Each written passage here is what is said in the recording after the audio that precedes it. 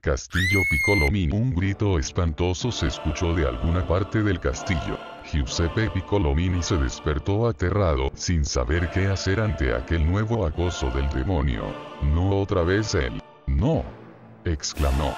Dudó un instante en si debía salir de su recámara. No lo haré, es justo lo que él quiere que haga, se dijo. Entonces permaneció inmóvil en su lecho mientras esperaba que aquel grito fuera el único que se produjera durante la noche. No es que estuviera acostumbrado a aquel horror, sino que debía tolerarlo de alguna forma porque de lo contrario sucumbiría a la locura. Lo había hecho de todo, llamó a sacerdotes y hechiceros para que purifiquen el castillo, hizo sesiones de espiritismo para hacer que el demonio se fuera, quemó casi todas las cosas antiguas que habían, pero en vano. Aquella maldición era tan fuerte que parecía obra del mismo Satán, por lo que había llamado a aquel maléfico ente como diavolo, que es como se dice diablo en italiano.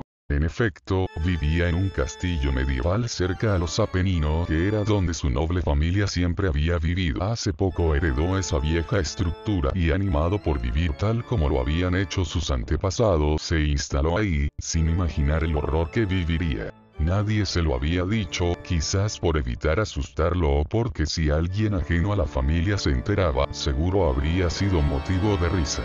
Pero aquella maldición era tan real que parecía superar cualquier otra sensación de la vida misma.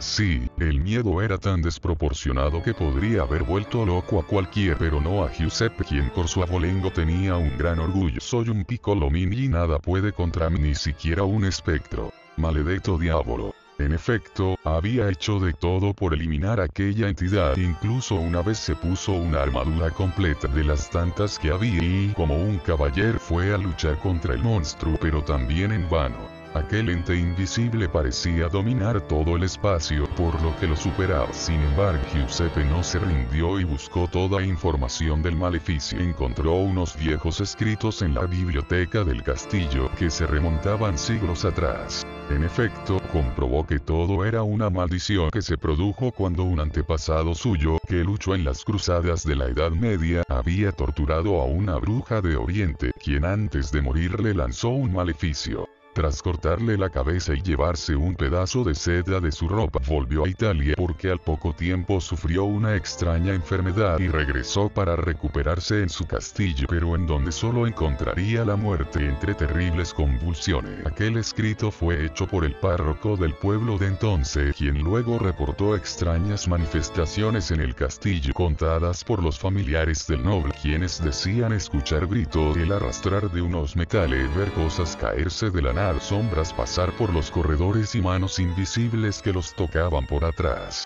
Todo lo que él mismo había percibido. Eso le dio escalofrío. También leyó escritos de épocas más cercanas donde reportó lo mismo. Al igual que él, sus antepasados hicieron de todo por eliminar el maleficio, pero sin resultado. Algunos decían que quizás la maldición seguía activa porque los huesos de quien lo recibió primero descansaban en las catacumbas del castillo, e incluso el espectro que rondaba el lugar podría tratarse del mismo pariente cruzado. Otros decían que porque le cortó la cabeza a la bruja, ella seguía molesta al no encontrarle y que la solución era reunir su cráneo con sus otros huesos. Algo descabellado e imposible porque nadie supo nunca dónde ocurrió ello y seguro aquellos huesos se habían perdido con muchos otros tras la guerra. Por último, otra idea decía que debía quemarse el pedazo de seda. Aquello le pareció más sensato.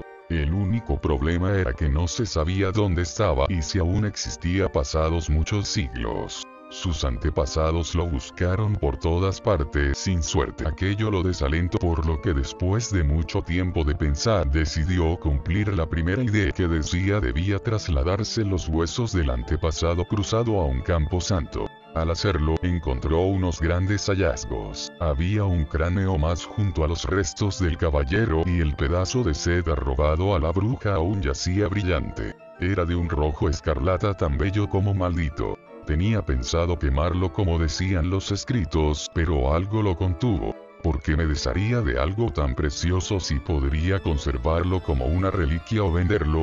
Se debatió entre qué era lo mejor y al final acertó abandonar el castillo yéndose a un lugar remoto al otro lado del mundo. Tras interminables semanas de viaje en barco, por fin llegó al sur del nuevo continente donde esperaba encontrar la paz que tanto quería. Para asegurarse, se adentró en la espesura del Amazonas y una vez llegado a un pequeño pueblo llamado Lamas, creyó por fin encontrar su refugio. Le demoró un poco acostumbrarse a los mosquitos, la humedad, el fuerte calor y las extrañas costumbres de las personas nativas, pero aún más ansioso por estar del todo seguro, se refugió en una choza en la cima de una colina que dominaba el panorama y vivió como un ermitaño, sin importarle que los lugareños le digan gringo loco.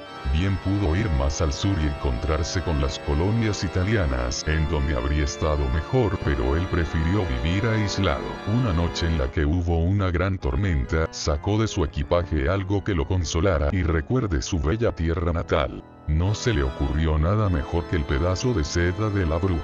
De repente, un estruendo lo despabiló y se dio cuenta de que la tierra abajo suyo se movía. Anonadado, vio como una gran plataforma subía del suelo y lo levantaba tan alto que parecía estar en la cima de una torre. Al final, al darse cuenta de lo acontecido y ver el fantasma esquelético de un cruzado sujetando una espada en una mano y una cabeza de mujer en la otra, la enorme impresión le provocó un paro cardíaco. Sin que pudiera reaccionar, se encontraba encima del castillo del que con tanta desesperación había huido.